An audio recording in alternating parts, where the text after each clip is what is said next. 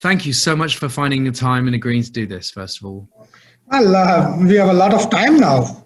Well, there's a little bit, certainly a little. It seems a lot of people have definitely lives changed.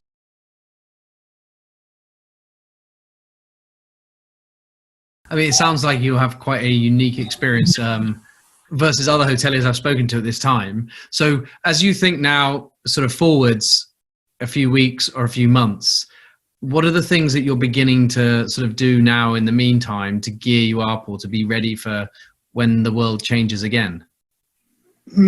I think the major problem here is that I'm not really sure that whenever it's gonna open, will it open the same way it was before? Yeah. I think that's what is the way the hospitality is looked at, the way the hotels are looked at, the way the restaurants are looked at. Everything may change in future. I think one of the things which we should do, or everybody should do, is start looking at giving more and more flexible cancellation policies, more and more flexible amendment policies to all the future bookings. So those future bookings could go as long as 2021. I think that's one way of building that confidence. Because once that confidence builds up, in 6 months' time, once it opens up, people will start getting your non-refundable rates. But until then, we should all forget about non-refundable rates. No, that's good, because that brings me on to, I guess, one of your favorite topics that we've talked about before, wholesalers and I guess, providing rates to other distribution partners. So how do you see, in terms of, as the market slowly, hopefully quickly starts to come back, your changing relationship with third-party distribution? Is it something that, you expect to change, or just, I imagine for many hotels is a case of, if we can get bookings, we don't really care who they come from at first, we just need bookings? Or do you see it as a sort of a resetting the relationship because of things like everything needs to be cancelable? I think it's the same thing which many people are talking right now about, that everything would go 10 years back. And it's, I do not want to believe it. Yeah. But I do think that I can already see it, because every time anything like this happens, the demand goes down. One of the first lines or one of the first segments which gets affected is direct bookings. Yep. Because as hoteliers, we do have to listen to our owners, because the owners always have one thing in their mind, that they have to run a hotel, they need business, they need to make sure that there are heads in the beds. And especially when the demand goes down, the first ones to get up and say is your wholesale team, and says, oh, I can bring in 100 rooms. I can bring in guaranteed 75 rooms to you. And especially when the other segments may not immediately boost up, that is the time that we may have to say, okay, all right, if you can really bring in, just bring in for next 6 months. And do you think the wholesalers are going to be able to do that this time around? Because if they'd want them to be cancelable bookings, and it's hard to make those kind of commitments. I think I do not think they can bring in, because if we are going to go on that path, or any of the hotels are going to go on that path, it's going to be a disaster, because at the end of the day, we have to look at it like this.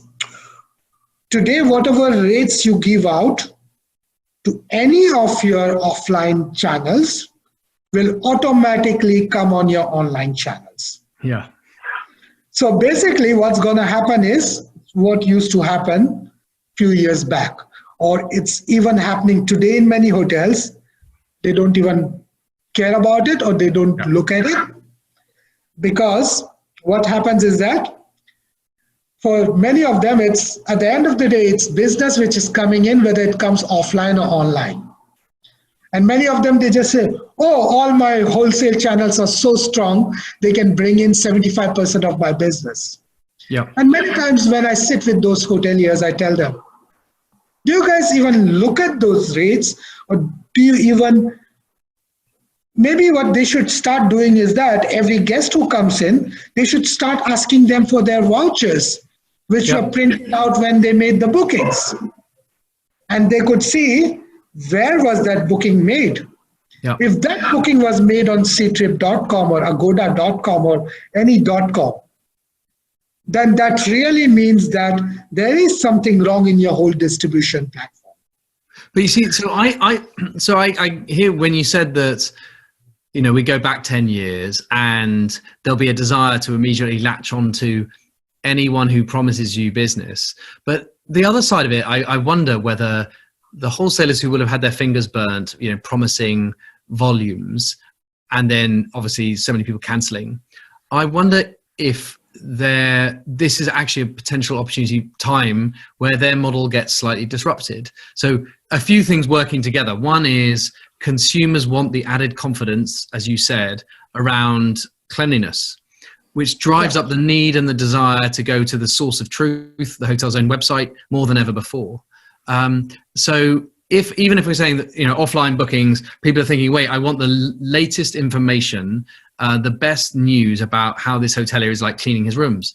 So I feel that the benefit or the value add of a wholesaler is actually diminishing compared to the need to go to the direct site. And that's one thing. And then the second combination with that is, if it is the case that no one will book a non-cancelable room for the next 6 to 12 months, and I think there's a good chance of that, therefore all rates are a cancelable rate, then it makes the wholesaler model where they buy cheap rates, undercut through the grey market via a dodgy OTA, those days are gone for the next 6 to 12 months because the rates are cancelable.